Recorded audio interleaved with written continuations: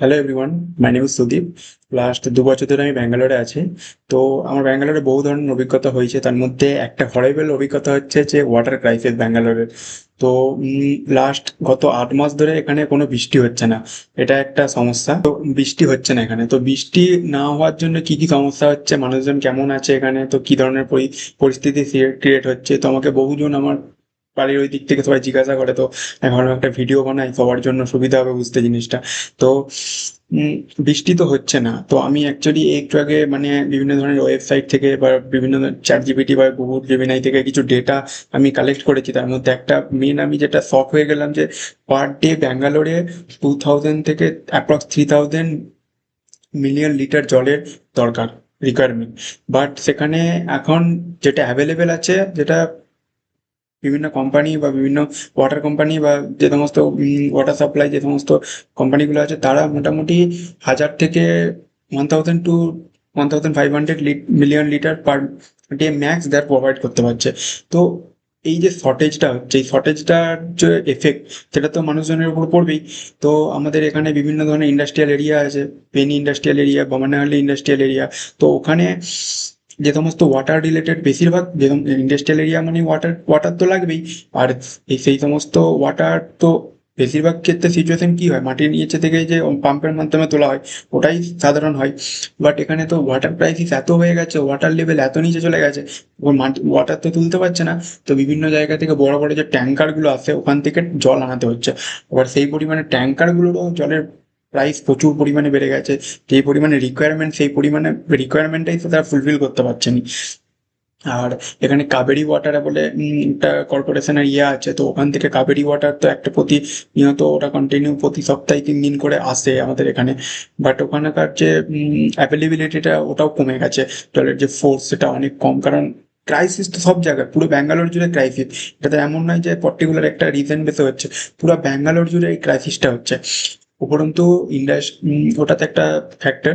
Second factor হচ্ছে real এস্টেটের যে প্রজেক্টগুলো হচ্ছে, সব আপনার গোদরেজ, সোভা, প্রেস্টিজ গ্রুপের যে সমস্ত রিয়েল এস্টেট প্রজেক্ট গুলো হচ্ছে, ওগুলো গভর্নমেন্ট পুরো হোল্ডে রেখেছে। তাদেরকে কোন স্ট্রিক্টলি অর্ডার দেওয়া আছে যে কোনো নিউ প্রজেক্ট এখানে হবে না বর্তমানে এখন। যেগুলো হবে আউট অফ দ্য ব্যাঙ্গালোর, মানে ব্যাঙ্গালোরের বিভিন্ন অনেক দূরে গিয়ে, মোটামুটি 100-150 কিলোমিটার না হলেও অন্তত মিনিমাম 50 থেকে 60 কিলোমিটার ব্যাঙ্গালোর থেকে সাইডে। আবার সেখানে প্রজেক্ট হবে, সেখানে রিজন বেসিস আরবান ডেভেলপমেন্ট কিভাবে সেখানে করা যায় সেই ধরনের। তো আমি ভূগোলে একটা কনসেপ্ট পড়েছিলাম, সবাই পড়েছে আমি নয়। তো যেটা হচ্ছে যে এলিন এবং লিলিনের একটা কনসেপ্ট। যেখানে বৃষ্টি হওয়ার দরকার সেখানে বৃষ্টি হবে না, যেখানে বৃষ্টি হওয়ার দরকার নেই সেখানে বৃষ্টি হতে থাকবে কন্টিনিউ। তো এখন ওয়েস্ট বেঙ্গলে বৃষ্টির দরকার নেই, ওইসব সাইডে বৃষ্টি হচ্ছে, সাধারণত হয় বাট হিউজ পরিমাণে হয় না।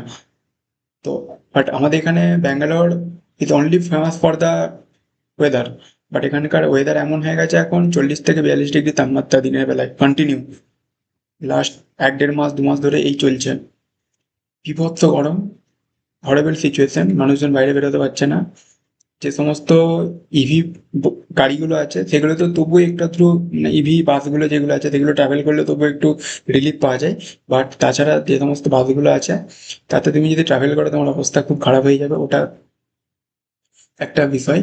আর আমি মেন ফোকাস করে রাখছি, আমি এটার জন্য মেন কথা বলতে চাইছি যে বিভিন্ন যে ছোট ছোট এরিয়াগুলো আছে, যেখানে বিভিন্ন ধরনের ছোটখাটো ইন্ডাস্ট্রিয়ালের কাজ হয়, তার পাশাপাশি যেখানে মানুষজন বসবাস করে, সেখানে তো যাদের একটু বাড়ি পুরানো বাড়ি, বিশেষ করে 20 থেকে 25 বছর পুরানো বাড়ি, তাদের থেকেও বেশি পুরানো বাড়ি, তাদের যে ওয়াটারের যে লেয়ার, মোটরের যে ওয়াটার লেয়ার, সেটা অনেকটা নিচে নয়। তো সমস্যা কি হচ্ছে, ওখান থেকে জলটা তুলতে পারছে না। তো এখানে রিকোয়ারমেন্ট প্রচুর, জল আসছে না। কাবেরী ওয়াটার যেটা আসছে সেটা ফুলফিল করতে পারছে না মানুষজনের সাধারণ জীবনযাত্রার যে ওয়াটার ওয়াটার যেটা রিকোয়ারমেন্ট। তো বড় বড় ফ্ল্যাট সিস্টেমে যে বাড়িগুলো আছে, আমাদেরও ফ্ল্যাটে, তো এখন বাড়িতে এখানে আমি যেখানে আছি এখানে এখন, তো প্রতি সপ্তাহে একটা করে দুটো করে ট্যাঙ্কার আনাতে হচ্ছে। তো ওখানে একটা প্রচুর পরিমাণে এফেক্ট হচ্ছে, যেই পরিমাণে রিকোয়ারমেন্ট সেই পরিমাণে আসছে নি। তো গভর্নমেন্ট চাইছে এটাকে মিটিগেট করার জন্য, তো রিয়েল এস্টেটের ওপর প্রচুর পরিমাণে একটা ওয়ার্নিং দিয়ে রেখেছে। উপরন্তু কাজগুলো ছিল, বিভিন্ন জায়গায় কাজ কেটে ফেলা হচ্ছে শুধুমাত্র রিয়েল এস্টেট প্রজেক্টের জন্য। আরবানাইজেশন হচ্ছে, বিভিন্ন ফরেন কোম্পানি যেগুলো আসছে, ডেটা সেন্টার মেনলি, যে focus on the data centre যে সমস্ত হচ্ছে বর্তমানে। তো ডেটা সেন্টার একটা বিরাট ভাইটাল জিনিস। আমি বিভিন্ন পডকাস্ট দেখছিলাম, বিভিন্ন ইউটিউবে পডকাস্ট দেখছিলাম। তো ডেটা সেন্টারের জন্য আমেরিকাতে ক্যালিফোর্নিয়ার ওই দিকে একটা রিজন আছে যেখানে অ্যামাজনের একটা ডেটা সেন্টার আছে।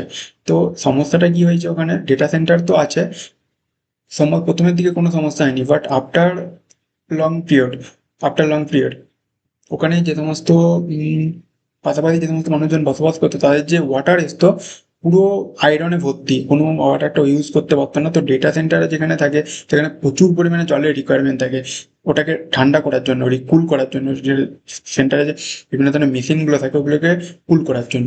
তো মানে সাধারণ ধরুন আপনি নর্মালি যদি 2000 লিটার 2,000 মিলিয়ন লিটার জলের রিকোয়ারমেন্ট থাকে, ওখানে হয়তো আরও 1,000 মিলিয়ন লিটার এক্সট্রা জলের রিকোয়ারমেন্ট হয়ে যাবে পার ডে। তো ডেটা সেন্টার যেগুলো আছে সেগুলো সাধারণত অনেকটা দূরে গিয়ে করার চেষ্টা করা হচ্ছে। এখন তো বর্তমানে ব্যাঙ্গালোরে যে গুগলের যে ডেটা সেন্টার আছে ওটা তো অলরেডি আপাতত কাজ চলছে ওটাতে, বাট দেখা যাক কি হয়। তো ওটাতে একটা এফেক্ট আছে। তো আইটি সেক্টরে ওটার একটা বিরাট ভয়াবহ সিচুয়েশন এখন আপাতত আছে। তাছাড়া এগুলো দরকার, উইদাউট ডেটা সেন্টার তো চলবেও না। একটা মেন রিজন, ব্যাঙ্গালোরে থাউজেন্ডের উপরে আইটি কোম্পানি আছে, তো তাদের ডেটা যাবে কোথায়? তো স্টোর তো করতেই লাগবে। তো সেই কারণে এইসব জিনিস হচ্ছে। তো এগুলোকে আমরা অ্যাভয়েড করতে পারবো না। তো এগুলো তো চলবেই, বাট মেন ফোকাস এটাই। বাট আমার কনসার্ন ওদিকে নয়, আমি জাস্ট অ্যাওয়ারনেস করতে চাই, মানুষকে বলতে চাই যে এই সিচুয়েশন ব্যাঙ্গালোরে এখন। তো এতে আমরা কি করতে পারি, আমাদের বেসিক্যালি কিছু করার নেই সেরকম। বাট গভর্নমেন্ট যেটা রুলস অ্যান্ড রেগুলেশন চলছে, চাইছে যে যাতে কম ওয়াটার ইউজ করো, ঠিকঠাকভাবে যতটা পারা যায় সঞ্চয় করো ওয়াটারকে। আর এইভাবেই চলছে। তো অনেকে আমাকে জিজ্ঞাসা করে যে কি ক্রাইম সিচুয়েশন ব্যাঙ্গালোরে এখন। তো এখন এই সিচুয়েশন ব্যাঙ্গালোরে ওয়াটার রিলেটেড যে সমস্ত প্রোডাক্ট আছে, প্রাইস একদম, ভোলাটিলিটি একদম হিউজ। ভলিউমের ভলিউমের যে প্রোডাকশন সেটা তো লো হয়ে গেছে, বাট প্রাইসের যে ক্যাপাসিটি ওটা একদম হিউজ পরিমাণে চলে গেছে। সাধারণ মানুষের যে ডেলি পারপাস কনজিউম বা ডেলি পারপাসে যে সমস্ত ওয়াটার রিলেটেড প্রোডাক্ট কনজিউম করে সেখানে প্রাইস একটু এফেক্ট পড়েছে। তো ওটা অ্যাডজাস্ট হয়ে যাবে যখন ওয়াটার ক্রাইসিসটা ঠিক হয়ে যাবে। বাট আমরা তো একটা এফেক্ট তো পড়েছে সাধারণ মানুষের উপর। আজকের জন্য এটাই। Stay tune, stay update. আমার লাইভ চ্যানেলটাকে সাবস্ক্রাইব করুন। আমি চেষ্টা করব আরও ভিডিও বানানোর জন্য ব্যাঙ্গালোর এরিয়াটাকে সাবস্ক্রাইব করুন, লাইক করুন। কী ধরনের আপনারা ভিডিও দেখতে চাইছেন কমেন্ট করবেন। তো আমি চেষ্টা করবো সেই ধরনের ভিডিও বানানোর। তো বহু ধরনের জিনিস আমি দেখছি ব্যাঙ্গালোরে, তো চেষ্টা করবো একের পর এক ভিডিও বানানোর জন্য, আপনাদের সাথে শেয়ার করার জন্য। তো please subscribe and stay updated. সুস্থ থাকবেন, স্বাভাবিক থাকবেন, সেভ ওয়াটার।